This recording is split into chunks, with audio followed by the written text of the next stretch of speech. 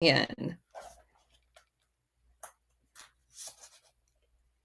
Okay. She should be up in just a second. How was your weekend, Bridget? Oh, wonderful as always. How about you? Wonderful. Got to Good, good. babysit on Saturday night, and we just got back from going a couple of towns away to a Christmas tree farm and picking out a Christmas tree for my daughter. So we like slid in underneath the wire back into the house so we could start the show on time. But that was a lot of fun. Okay. Um, I'm going to give you guys a heads up. This book is dense. I've tried every way I can to figure out how not just to bore you with a whole bunch of names, but there's a few names in here that are very important that kind of segues into other stories that we've done. And so I'm going to highlight them and kind of skip over some of the lesser players, but it's a lot of information. And so I'm going to do the introduction and we may get into chapter 1, but it's a lot of information. So it starts off talking about something significant happening during the savings and loan crisis. What was it? What everyone missed was a massive transfer of wealth from American taxpayers to a select group of extremely rich, powerful people. And again, I lived through this. Never once during all of this did I ever hear anyone talk about the collusion and overlap of the people that ran all of these savings and loans, and it's mind-blowing. There were some articles written about it, but they were generally done in local areas. Like this book is written by um, Pete Bruton. Pete Bruton worked at the local paper in Houston and was publishing articles, but just like Gary Webb ends up getting fired and abandoned as he was beginning to reveal too much information. That's a common story. If you make it for a long time in media, you're not doing your job. That's just kind of the takeaway from all of these stories. With what these people had in common was very interesting because they all had symbiotic relationships with the mafia and the CIA. And two of the most prominent, powerful politicians in Texas was associated with it. President George Bush and Senator Lloyd Bentsen. This small cabal of businessmen realized that the savings and loan were antiquated in the way they did business and were a thorn in the side to big banks. They recognized they were a competition for a lot of middle class Americans to big banks who didn't want to bank at big banks because they weren't in their communities. So they decided to exploit the savings and loans, basically imploding them using Mafia, CIA, and some of their favorite politicians. They were insulated and protected by the system. Unlike Watergate and Iran Contra, this was a bipartisan scandal. There was no opposition party to push for an independent investigation. In fact, the same group of wealthy, powerful businessmen centered in Houston then encircled Republicans like George Bush and James Baker, also encircled Democrats like Jim Wright and Lloyd Bentsen. Two birds, two wings of the same bird. The information in this book also provides some context for the 1988 elections, in which not one cross word was ever spoken about the savings and loan debacle because it would have dirtied both candidates. It's not merely a coincidence that both Bush, the Republican nominee, and Benson, the Democrat nominee for vice president, were both part of the scam. Even if the Democrats lost the presidential election, which they did, Benson would still win re-election to his Senate seat under what was called the LBJ rule. The Mafia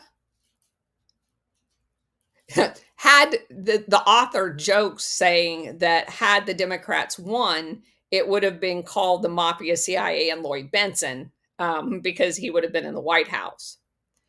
But basically, Benson and Bush were two peas in the same pod. When Bush won in 1988, one of the reasons he did was his ability to keep the savings and loan scandal out of the political debate.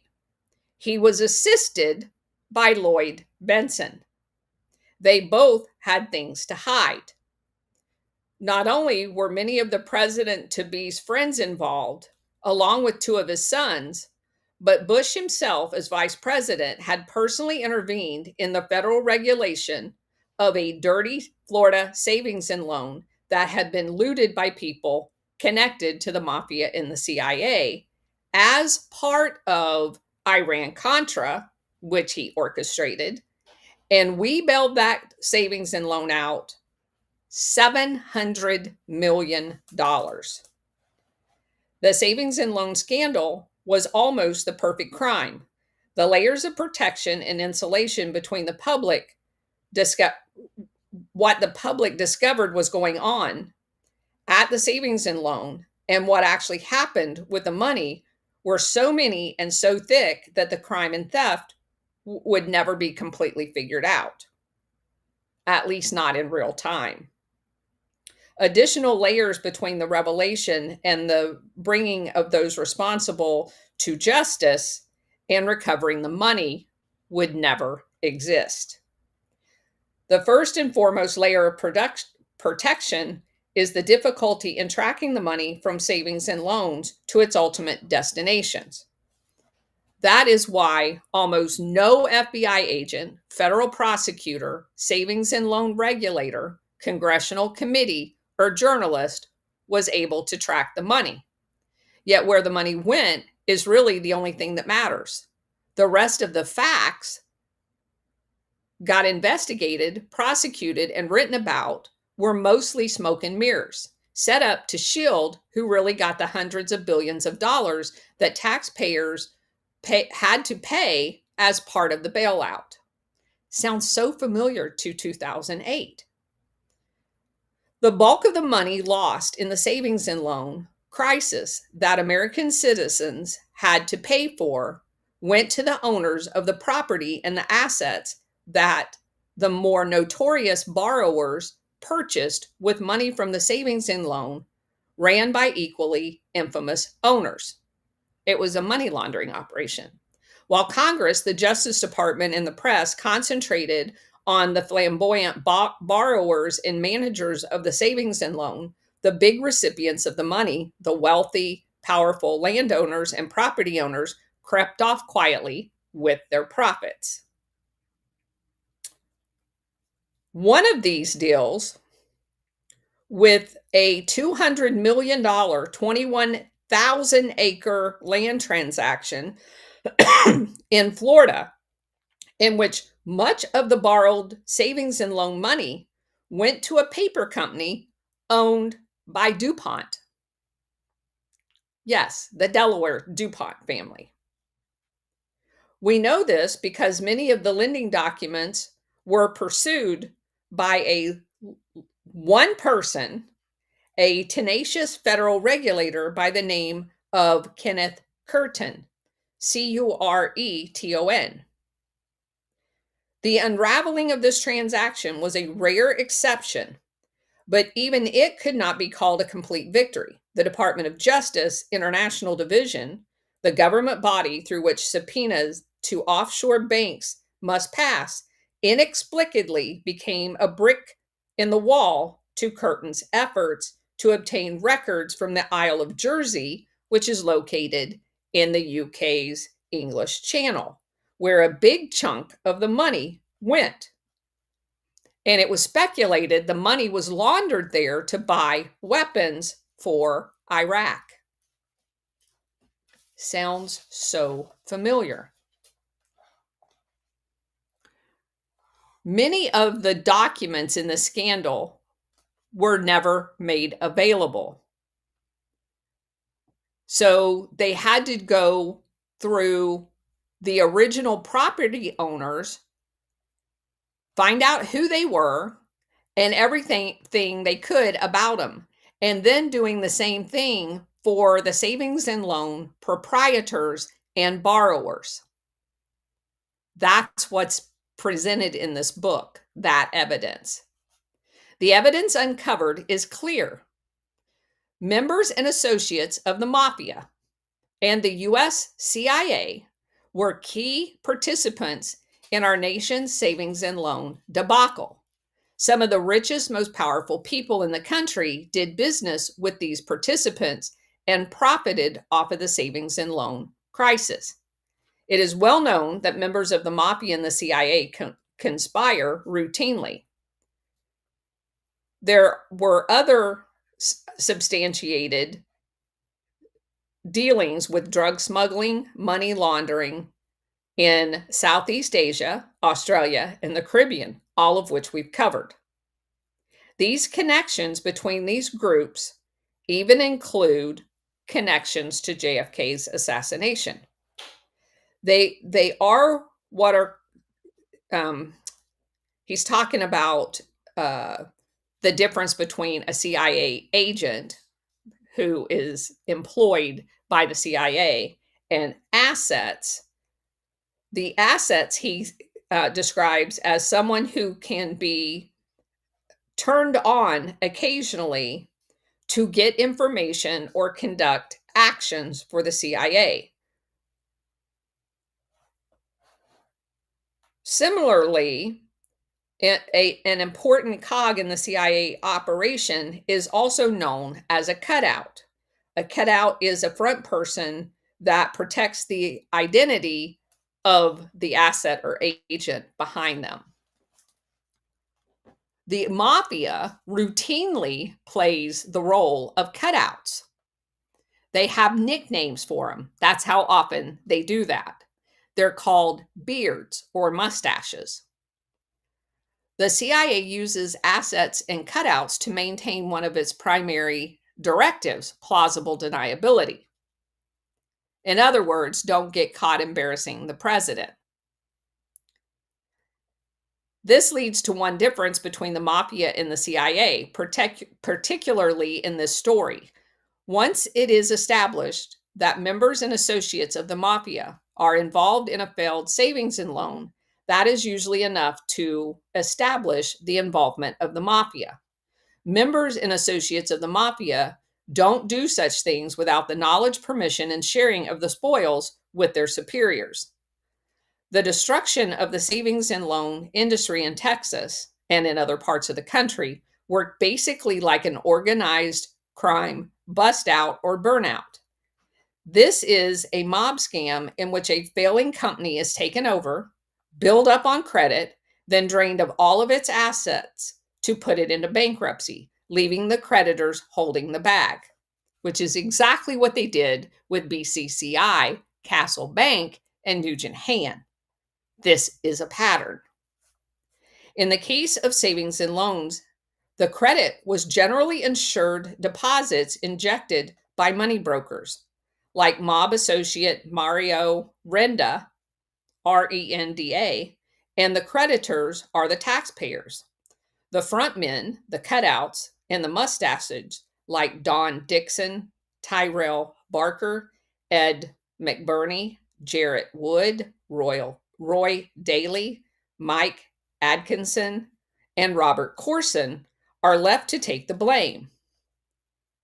But don't worry about them because they've skimmed enough money in offshore bank accounts that is worth a few years in jail.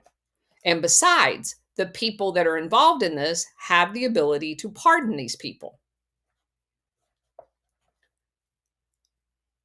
Because of the CIA's doctrine of plausible deniability, the involvement of a CIA asset in a failed savings and loan does not make the case for the involvement of the CIA, unlike the Mafia. In fact, I know of no independent test a journalist conduct to determine whether the involvement of a CIA asset means the CIA sanctioned it or whether the asset is just freelancing on his own. Because, of course, the CIA is always going to fall in the latter camp.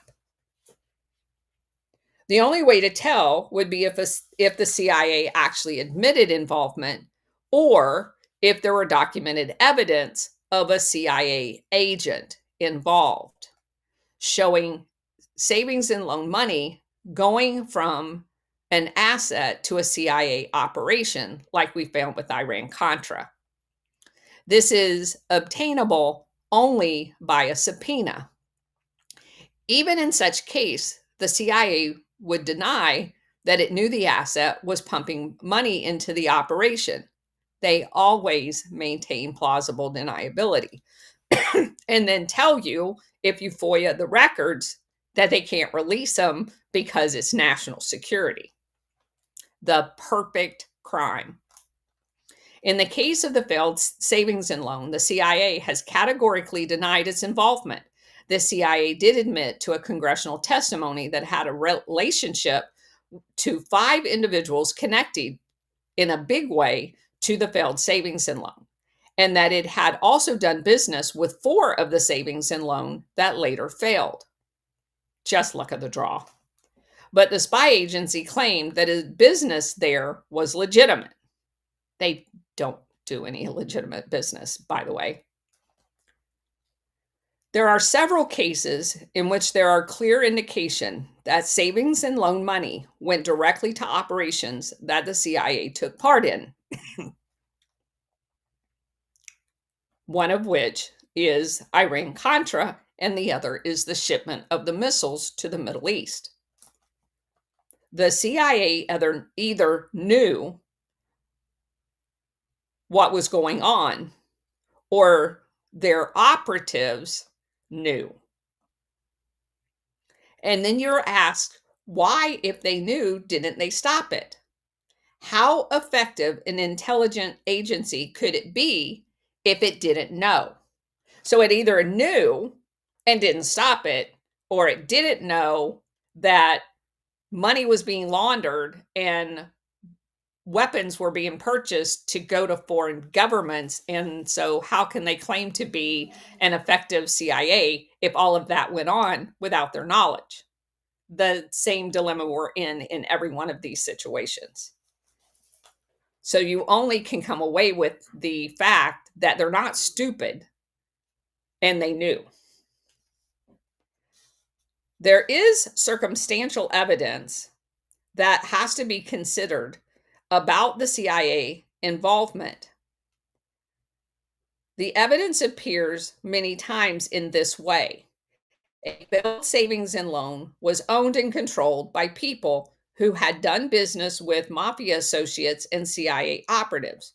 Many of the borrowers were Mafia and CIA associates. Many of the original property owners had done business with Mafia and CIA operatives, and some of the money disappeared in foreign bank accounts controlled by the Mafia and CIA. So that's the circumstantial evidence of which you can certainly gain a conviction if anybody was ever interested in prosecuting it. The author believes it makes it more likely than not that someone in the CIA hierarchy not only knew about all of this, but had approved it. So, having said that, I want to get to a couple of the key players. The one that you're going to hear over and over again is a guy by the name of Robert Corson, Corson. Um, Another guy that you're going to hear of often in here is Mike Atkinson. He was a Florida guy involved in arms going to Kuwait and Iraq. And yeah, let me just read what he said about him. Mike Atkinson was a con man from the panhandle of Florida. He built houses in Houston and sold arms to Kuwaitis and Iraqis. He borrowed close to $200 million from a half dozen dirty savings and loans, was convicted for fraud in the $200 million savings and loan land fraud in Florida, and sentenced to 11 years in prison. And he worked very closely with Robert Corson. And again, most of these people did not serve their full term and made tens of millions, if not hundreds of millions, off of these deals that was squirreled away in offshore accounts. So they had plenty to live on once they were convicted and served their time. And of course, just as a reminder, James Baker, White House Chief of Staff, former Secretary of the Treasury, and Secretary of State. He was the former partner at Andrews and Kurth, which in quote unquote investigated Raymond Hill and Mainland Savings and Loan, but did nothing with it because he was long-term friends with Raymond Hill. Okay. Jim Bath. We're going to talk a lot about Jim Bath in this book. Jim Bath was a Houston Airplane Company owner. He had worked numerous times for the CIA. He also was the front man in the United States for the Saudi family. He was a friend of Reza Pahlavi, the Shah's son, the guy who thinks he's going to take over Iran today, and business partner with Lan Benson, the senator's son. He was also, Jim Bath was also very good friends with George W. Bush and borrowed from Lamar Savings and Mainland Savings. And Mainland Savings is going to be one of the big savings and loan bank that we're going to talk about throughout this book. Herman Beebe the senior. We talk a lot about him in this book. He was a Louisiana financier, convicted felon, and Mafia associate that they all did business with. He had multiple connections to the intelligence community and basically had connections. It's like a spider web. He had connections through his bank to, which was basically a mafia-owned bank in Louisiana, to almost all of the Texas savings and loans that eventually went under, either by, he had an insurance company too, of course, by insuring loans that they made or providing collateral from his bank, which was non-existent. They just forged pieces of paper saying they had these assets. And he was tied to the mafia in New Orleans, like in a big way. His son was also involved in it as well. We talked a little bit about Lloyd Benson, but another guy that we're going to talk about a lot is a guy by the name of Walter Misker, Misker. And this guy has a crazy story growing up. And he becomes kind of the pivotal guy in the Houston area in which everything flows around. He's involved in real estate. He meets with Vice President Bush when he comes into town. He is literally like one of the main hubs in the story, as is Herman Beebe.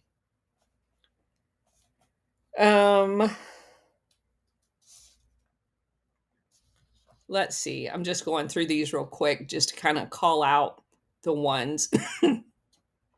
Jeb Bush, of course, with George Bush, makes a big appearance in here too.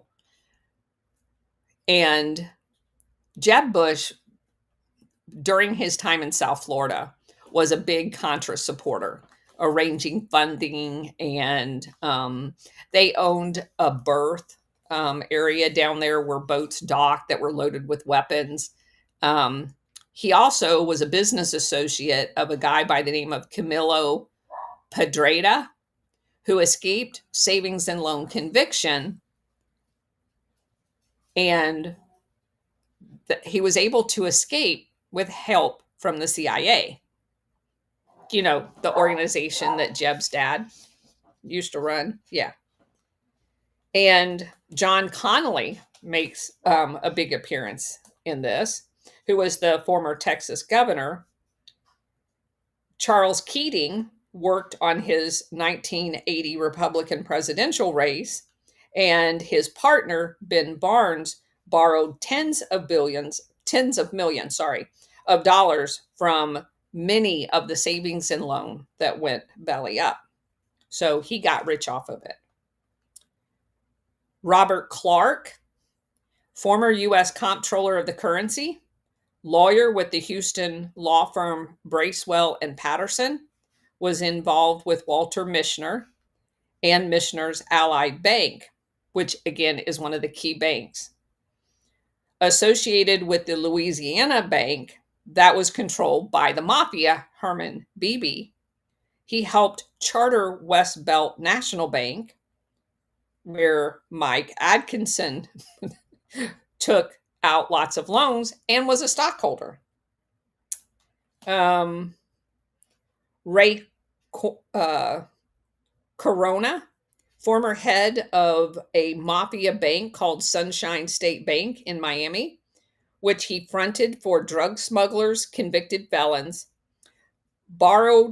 he was a borrower from People's Savings in Texas, associate of mobsters and CIA operatives, because of course he was laundering money for them.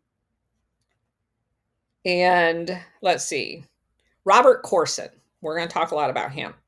He was a Houston good old boy and developer who owned Vision Bank Savings in Kingsville. He was also Michener's former son-in-law. He performed duties for the CIA, and he was indicted along with Mike Atkinson for the $200 million savings and loan land deal in Florida. We're going to hear a lot about him. And here's a guy on the other end of this money laundering operation. His name's John Dick, literally spelled D-I-C-K. He lived in a mansion on the Isle of Jersey, one of the British islands in the English Channel. He was a Denver attorney who had lived in Russia and Canada.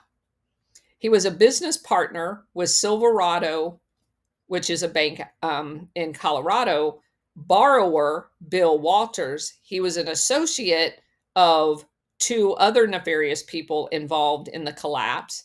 He borrowed money from Hill Financial Savings, involved in the Isle of Jersey Trust Company that was laundering drug money for Jack DeVoe and Lawrence Freeman, and savings and loan money for Robert Corson and Mike Atkinson. He was also selling wheat to Russians and used the nonprofit Youth for Christ as a cover. You know, like the missionaries we keep coming across. Yeah, just like that. Let me bring Bridget back up. I found him very interesting. Okay. And this is where I found Stefan Halper again. You know, Stefan Halper, the guy that was associated with MI6, that worked in the Office of Net Assessment in the Pentagon, that was part of Russiagate, that Stefan Halper. Yeah, he makes an appearance in this book. Isn't that weird? That's about the Mafia and the CIA? Yeah. Stefan Halper co-founded with fellow George Bush supporter Harvey McLean Palmer National Bank in Washington, D.C. to launder money. That bank was financed completely by Mafia member Herman Beebe. And it was used to funnel private donations to the Contras. He is son-in-law. Stefan Halper is the son-in-law of CIA Deputy Director Ray Klein. He also helped set up the legal fund for Oliver North. Isn't that nice of him? I'm sure they laundered money into that too from their little stash everywhere. So, yeah, the deputy CIA director's son-in-law sets up a bank in Washington, D.C. to use for Iran-Contra that was 100% financed by the Mafia. Nothing like keeping it in the family, right? Holy shit. Just saying. Holy shit. That one blew my mind. Okay. Charles Keating is involved in this as well. And we all know what he went on to be responsible for. He was a recipient of a lot of money out of the savings and loan disaster. And he worked on John Connally's 1980 presidential campaign, controlled Lincoln Savings. The first big deal Lincoln Savings did was with John Connally. Lincoln involved in a daisy chain setup with Larry Missel's MDC Holdings, Silverado Savings, and San Joaquino Savings. And he lent more than $30 million. Bridget, are you ready for this? He lent $30 million to Father Ritter's Covenant House. Oh my God. Really? And for those of you who don't know, that was basically a child trafficking network. Color me not shocked, but shocked. I mean. And his pilot that flew him around everywhere, Charles Keating, yeah, CIA. Ken Qualls, CIA.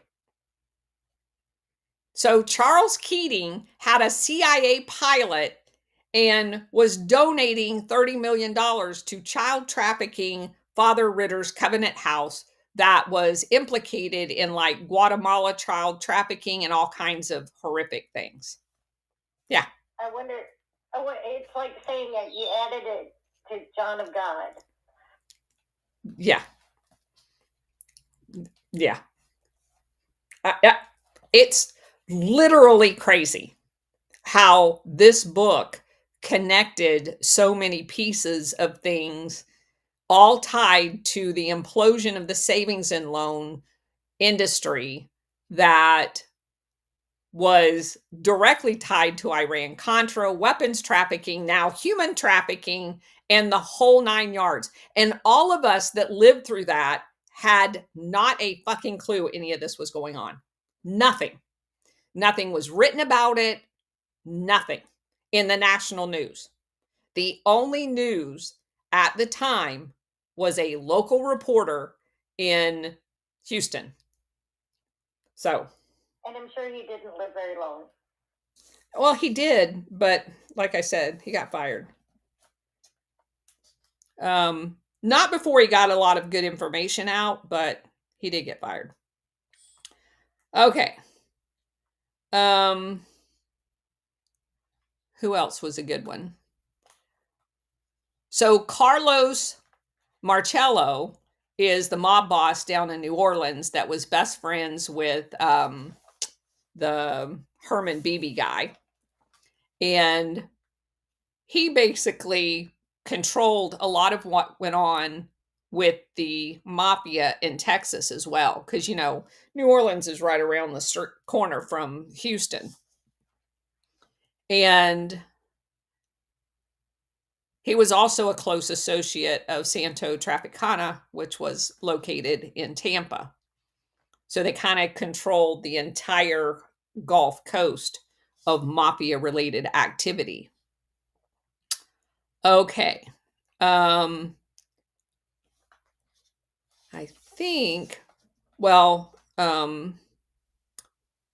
yeah, there's a little blurb here about Walter Michener Sr., Houston developer, banker, power broker who headed Allied Bank, Corson's former father-in-law, did business with the Mafia and the CIA, fourth largest landowner in Texas, owned 12% of Belize.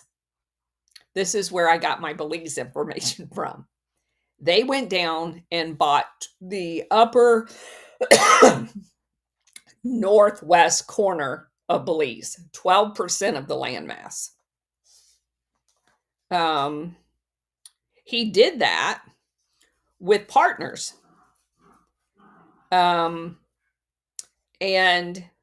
he was a fundraiser for LBJ, Lloyd Benson, Ronald Reagan, George Bush, and many others. Okay. I think that was because we already know about Barry Seal.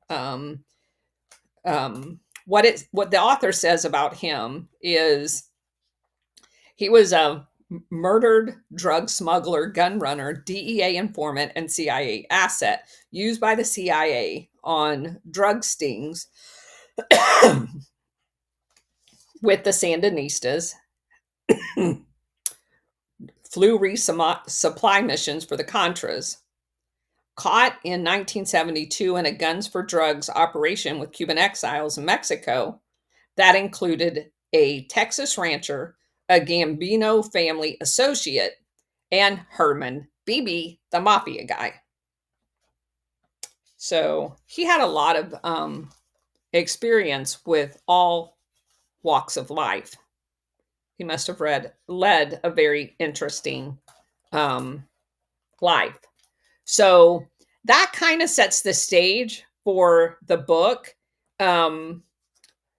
The first chapter, I'm not going to go into in any depth because it basically tells the story of Walter Michener and his life story. It's really, really weird because his dad gets killed through a corrupt, like a gunfight. And he kind of grows up as a loner, but someone that was always wanting to prove to everyone that he was a big guy. And he ends up being a really, really big guy and a very rich big guy. But he ends up being very, very corrupt as well. So I don't think there's a lot of reason to go into that long story, but it is a very weird childhood that kind of set him up for his winner take all kind of attitude later on in life. And then tomorrow we're going to go into the background of Herman Beebe and his mafia ties, so that you can understand how well placed he was, because again, he is one of the major kingpins in this story. His name comes up repeatedly as kind of a branching. If there was any way to do one of those brain maps, you would see that either directly related, i.e., sending the money to create a new bank, or indirectly by loaning collateral money, he controlled a large network of approximately 20 banks that ended up failing. So basically, it would be like the mafia owning those banks because they were not viable without his leverage. And oftentimes, his leverage was a piece of paper based on nothing. And that really is no different if you think about it in the stories we read about Nugent Hand and BCCI. BCCI did not have a computer system. They lent out money based on a paper ledger. They were the 7th largest bank in the world. They had branches in every nefarious corner of the world, and they didn't use a computer system. It was in a book of whose money was whose. So, and supposedly throughout this entire time that it operated, which was about 20 years, Price Waterhouse, who is the CIA's auditor of choice for all of their fake banks, certified them as passing audits. How do you pass an audit when you don't even use a computer system, which at the time everybody used computer systems? And the only validation that you have of loans and collaterals is in a register, like a notebook. And that's literally the way they did business. And of course, BCCI had bank accounts for George H.W. Bush again, Saddam Hussein, Aiden Khashoggi, Noriega, all of the people that they did major drug deals with all had bank accounts at BCCI because that's how they were skimming money off of the drug proceeds and funding covert operations. So, and I want you guys, and the reason why I'm spending time talking about this as a refresher is because I want you to understand the attributes of those banks. The same thing with Nugent Hand down in Australia, which was basically money laundering for the Golden Triangle, primarily Thailand, all of that stuff. They all have some very specific ways of doing business, and you're going to see them come up in this story over and over again. And basically, as he pointed out, the leveraging thing, and just in layman's term, you know that the fractional lending deal that we have here, where you can lend out X amount of dollars for every $1 you have on deposit. So basically, what they were doing in a nutshell, and I'm just going to use fake numbers, if Herman Beebe, put in $10 million to create a bank, and they could then loan out like 1 to 9. I don't know what the ratio was at the time, but let's just pretend it was 1 to 9.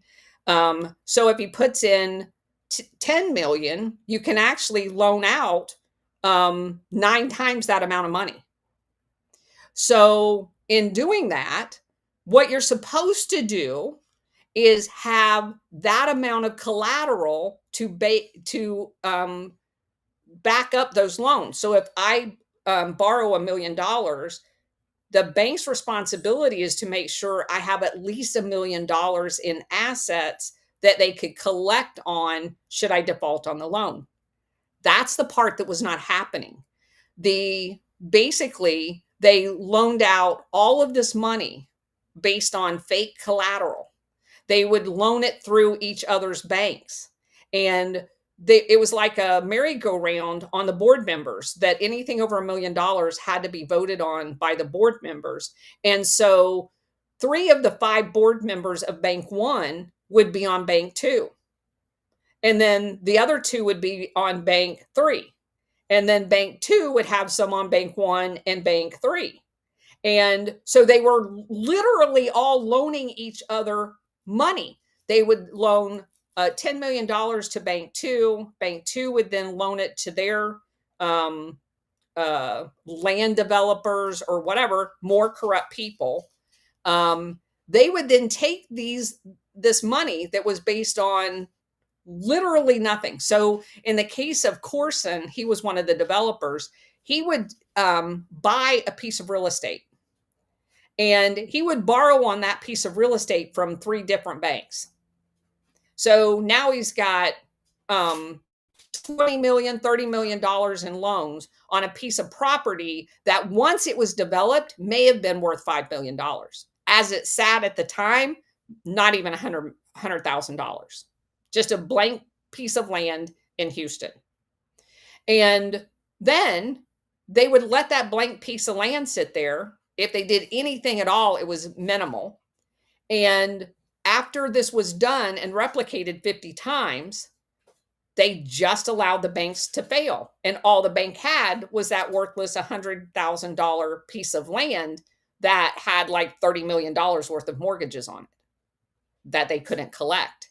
And the people that were injured in this, that thought their savings and loan was a regular bank and all of their money is now gone to creditors, had to be bailed out by us.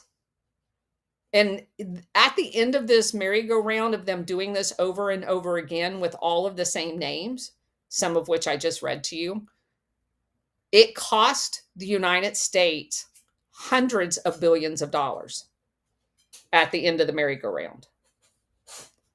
So we're going to walk through a couple of the examples of this.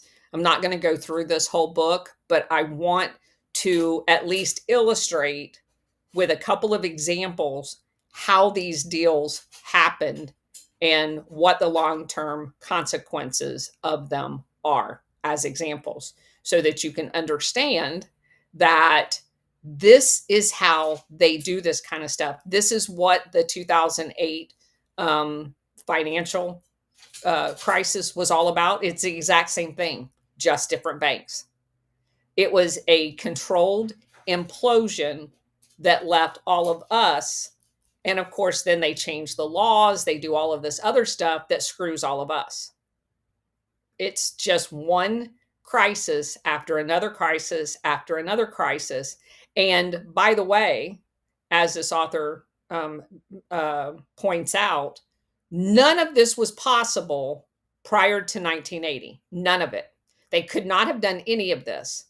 One of the very first things Bush and Reagan did when they got in office was the deregulation of the savings and loans, which made all of this possible because they were going to use the savings and loan as money traffickers for the Contra operation that was coming up and all of the rest of their covert operations in Iraq, Kuwait, wherever. They purposely did this to facilitate the disaster that they knew. They planned the disaster. They literally planned the savings and loan implosion. So, and we're going to prove it based on this book. So, anybody have anything? It just shows to, because you're right. We were alive during that time. We saw it all going down. And at that time, I remember none of it. Having a background in accounting, it made any sense. It had, You're cracking up, Bridget. Literally, sorry. Should never need to be bailed out. But now putting this in context, it all makes sense. It all makes sense. AP Jones says, is there a Gladio bank where we can hide our money? No, there's not. Our money's always going to be at risk. Their money's never at risk. All along, go ahead. Hi. I just want to, in my chronological way, just raise a couple of questions here. I find, these Senator Lloyd Benson, I find, really a kind of intriguing figure because it's. Can you talk up a little bit so the people on Rumble can hear you? Yeah, sorry. Yeah, Senator Lloyd Benson. Can you hear me now? Yeah. I find him an intriguing figure because, there's comparatively little is written about him. And as you mentioned, even during the 88 campaign, he was just there. And he's just, I think you suggested he's about as loathsome as they come. Yes. In terms of institutional corruption. And I also, it reminds me of another senator that, in my opinion, perhaps not others, but was from Texas, and my good friend Ralph Yarborough, who was in the JFK motorcade, and he's never mentioned either. And he's almost like, just, you might not agree with this, but within the realm of American politics, in my opinion, he was almost at the other extreme. He's kind of like a legacy of the populist Democrats, and he, in my opinion, he's like absolute no-fly zone because of what he said about the motorcade, his personal witnesses of the shooting, and also the fact that his coalition was, he was a, kind of New Deal Democrat who could do that with merging black and white working class votes in Texas. That's pronounced in Texas. And, according to the myth that we are taught, that's impossible in the South. And it's just, we're taught that again and again. And yet in reality, it was not possible. But if you show Senator Yarborough, and it's like, then your Lloyd Benson good old boys do not seem inevitable, right? Right. They are made that way through assassinations. There's nothing inevitable about them. You can get a different result, but if you try doing that, someone will get shot in the head, and then they become inevitable because of attrition. Well, that's one way of putting it, I guess. Yeah. And the other thing is, I think, you mentioned the 1980, I guess it's called the Saint Germain law or whatever after that, the congressman in Delaware or Rhode Island or who sponsored that, that just deregulated the savings and loans. And it's just like, I think it's important to really, remember that date of 1980 because, in the 1970s, I mean, I could make a pretty strong argument that there's going to be a lot more debate on the Senate in, say, 1977 than just 3 years later. It's kind of a done deal. And, why is that? I think the 70s are an absolutely critical decade to look at, how, that oversight was undone through direct CIA intervention in the media. And also how, you mentioned how these gigantic scandals, it's truly stunning, these scandals, the SNL scandal, the BCCI scandal in the late 80s and early 90s, and then the banking scandal, and the Enron scandal and the WorldCom scandal. These were they were the biggest scandals in U.S. history. And yet, think about it right now. You have if you're like under 45, your high school teacher didn't have a second to spend on that. Yeah. And just, it's just like, it's a boring thought to think of like, oh, this high school teachers have to cover 10 more years now.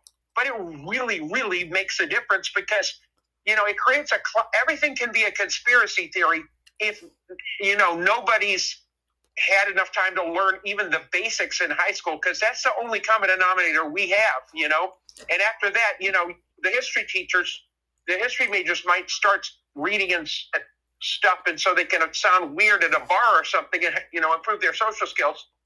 But most people are not going to ever even hear about Enron. It's so these huge scandals. So you're saying that the difference between a conspiracy and a conspiracy theory is the lack of historical information. Yes. That's what I'm saying. Yes, absolutely. I agree with you 100%, because these are conspiracies. They're just not theories. Yeah. Exactly. And what you find, and thank you for mentioning Enron, because it's come up repeatedly as the Keating Five and all of these others. They're all related. We just didn't see the theme of the relationship until we created the foundation of how this entire network operates. And once you have that foundation and you go back and you review all of these previous quote unquote crises, they have a place on that foundation as a pillar to what we're dealing with today. Yes. And my last question, Kurt, which you already know the answer is, these are the biggest scandals in capitalism. And why is the U.S. left never mentioning them? It's you already know the answer. They're a fake left, and they're paid to not.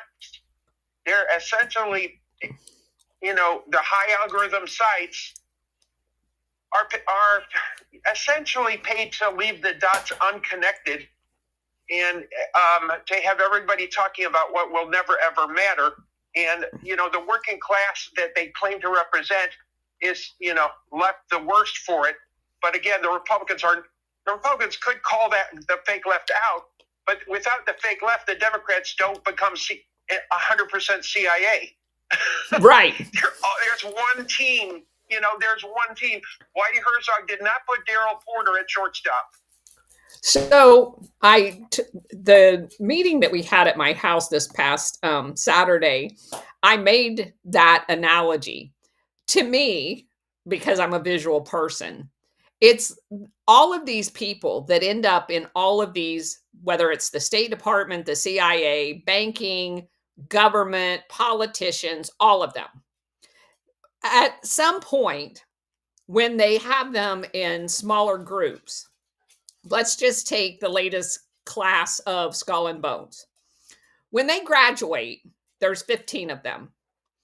Somebody is at the door of the tomb, and they have their hand full of two size sticks. One's 2 inches and one's 3 inches. And they're holding in the hands. And you remember the old draw the straws for whoever's going to be it on tag or whatever.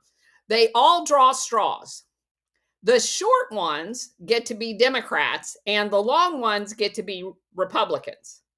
And then they're going to go out because they're secretly aligned in the same organization, and they're going to pretend to be Democrats and pretend to be Republicans for the performance of the next 40 years of their positioning in whatever infrastructure that they're designed to go on and do, whether it's the CIA, the FBI, the government, run as a politician, all of the above, whatever. But they're all collectively from the same pot of people working behind the scenes collectively, and there is no actual left or right. It's all a kabuki dance. And of course, everybody laughed because they know it's all true. Because described it one time as a struggle session. Yeah. I think. Yeah, exactly. That is absolutely what it reminds me. It reminds me of the old fake kung fu movies. Yes. Yes. It's literally all fake. And as soon as you realize that, you cannot tell me, bring that to today. Everything that's going on, today's announcement of that judge throwing out the Comey and Letitia none of that would even have been an issue had the Republicans taken the nuclear option avenue and confirmed all of Trump's appointees. None of it would have happened. So this is literally theater for small-minded people who don't understand what they're watching is a performance. And they are pretending to be on opposite sides of the aisle, but at the end of the day, they all end up cohesively moving our country towards their one government option incrementally. All along, go ahead. Yeah, I just, Colonel, I agree with what you're saying here. Can you hear me? Yeah, I can hear you. All right. I still think that, when you get a situation like between 1963 and 1968, where, with those assassinations, I think that we have to ask ourselves, why do those assassinations and what was going on under the hood that is rarely mentioned, namely the changes and struggles like between the Walter Reuther versus George Meany, the more CIA oriented. Well, but that goes to your point you already made. If you don't comply with this structure, you get taken out. Right. And I think, but the point here, which I better hurry up and sharpen this point, if there is one, is that why are those events so censored by everyone, and so that, the left media doesn't, the Republicans don't, the Democrats don't talk about them. So it ends up like Tucker Carlson will say one day, CIA killed JFK, and then it's not mentioned again, and it's just like, and then the left gatekeepers will say, oh, well, that sounds like something Tucker would say. It's, even at that level of media, I call it the Tuckerware party, where something that should be of interest to anybody, who cares about this or pretends to even care about the working class is going to be interested in these assassinations, because the Democrats were, expanding the CIO part of the AFL-CIO, which was more of the lower paid workers. And they were also trying to overcome the racial barriers within the AFL-CIO. But that's not allowed. Everybody gets shot in the head. But that's not allowed. I know it's not allowed. So, but my point being is the reason that they're censored, that these events are censored, is because anyone who compares New York Senator RFK in 1968 with Senator Gillibrand and Chuck Schumer right now, game over. Right. And so that's why, in my opinion, these events needs to be constantly talked about, because that contrast is clearly what they fear, because it reveals, the Democrats of right now are doing 180% the opposite of the 1968 RFK campaign at every single level. Right. I mean, that was uniting Mexican American, and it was uniting black and white, right, working class. Boom, boom, boom. So, of course, if you're an actual leftist, or like actually trying to help the world, you talk about that nonstop. But of course, they talk about nothing else. They censor nothing more than these events. Right. And I think one of the things, if anybody wants to end, I feel like, no, Colonel, I'm not a Donald Trump fan, and I'm more of a, probably I would consider myself a leftist, whatever on God's name that means at this point in U.S. history.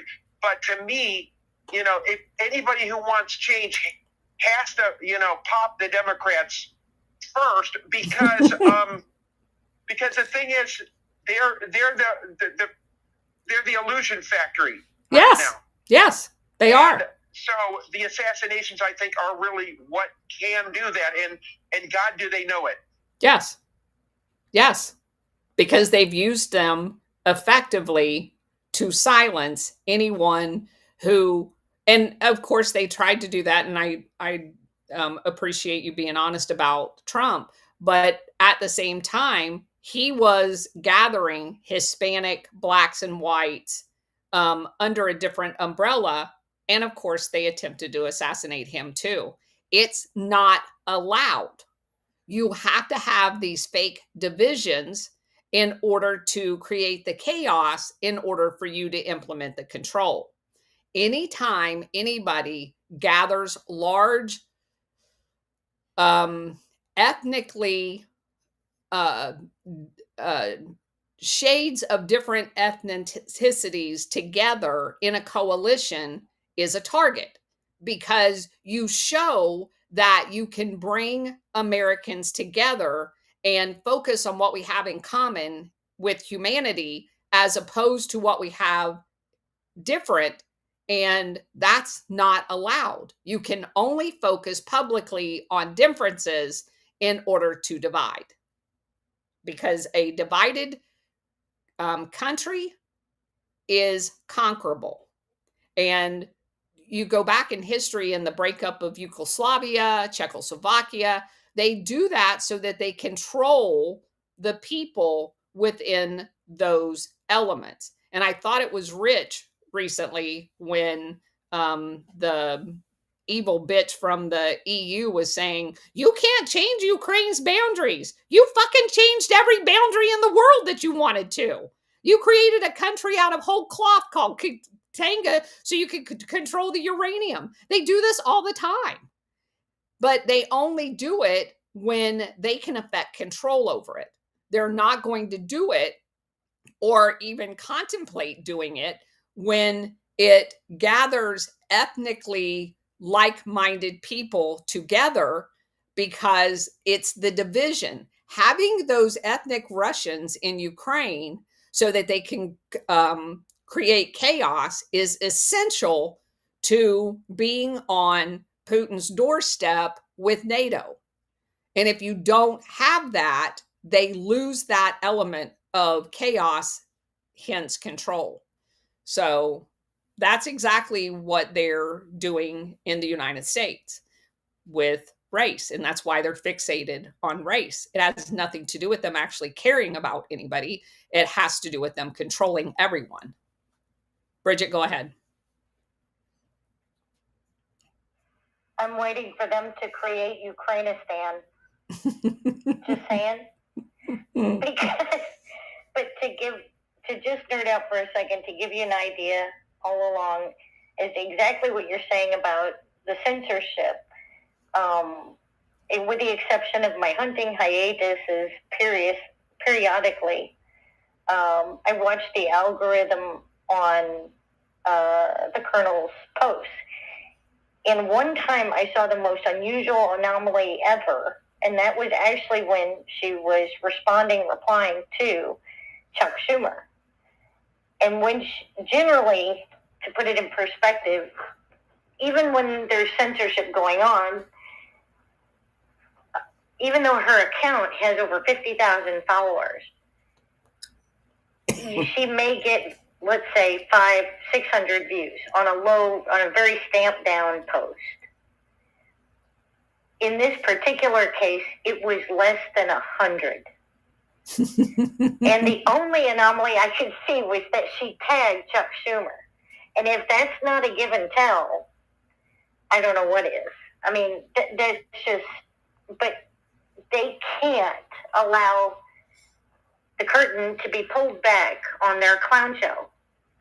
Because if once we realize they have made it so tribalism, so us versus them on the Democrat-Republican side, that if they pull the curtain back to reveal that it's two wings of one party, we stop fighting amongst each other. Yeah. Well, and when we do that, that's their biggest fear. Yeah, absolutely. And thanks to all of you. I hope all of you saw the post that I made where Clayton Morris on Redacted, when he was interviewing Alex Jones, mentioned us and the strategy of tension, because that obviously stuck with him. It is foundational to understanding everything. And that was a big feather in all of our caps in getting this information out, and you guys tagging people and spreading the word. So keep it up, and the sky's the limit, because I know unequivocally that the information and also I have to share this. I don't remember the gentleman's name, so I know he'll be watching this eventually. Um, he was he just recently found out about our Rumble channel.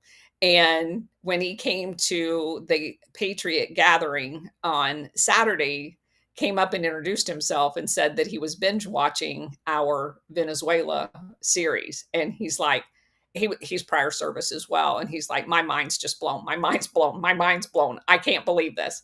He said, I can't believe that I'm here. I can't believe that I got to meet you. He says, it's just amazing how much information is out there. And he said, I was explaining to him how Bridget had arranged the Rumble channel so that you can, just kind of go through each book at your own pace.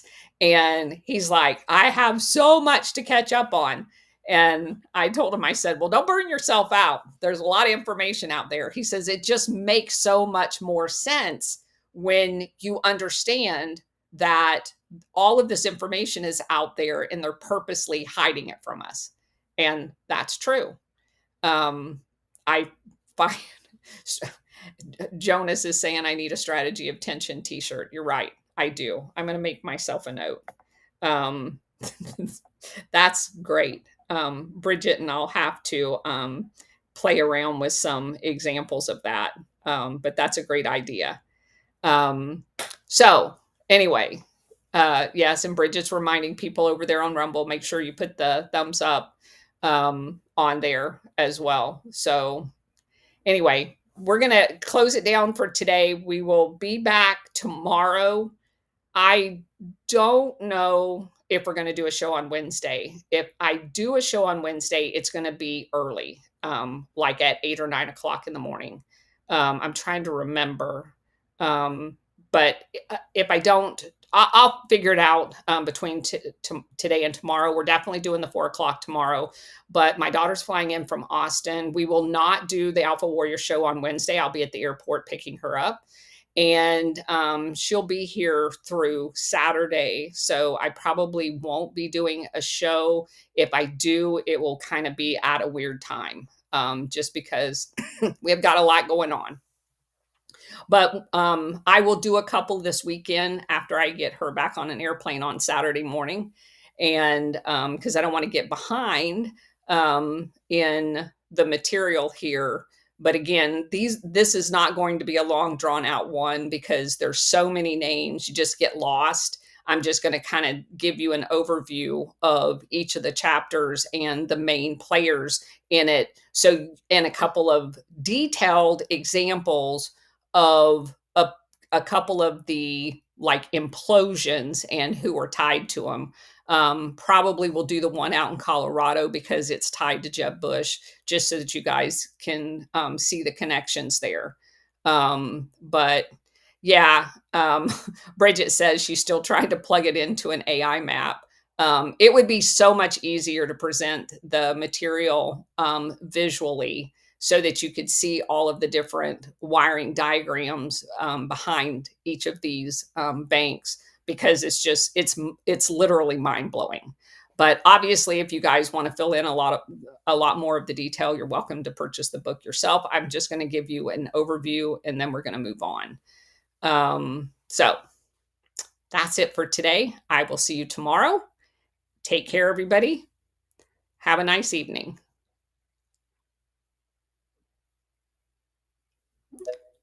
See you guys tomorrow. Take care.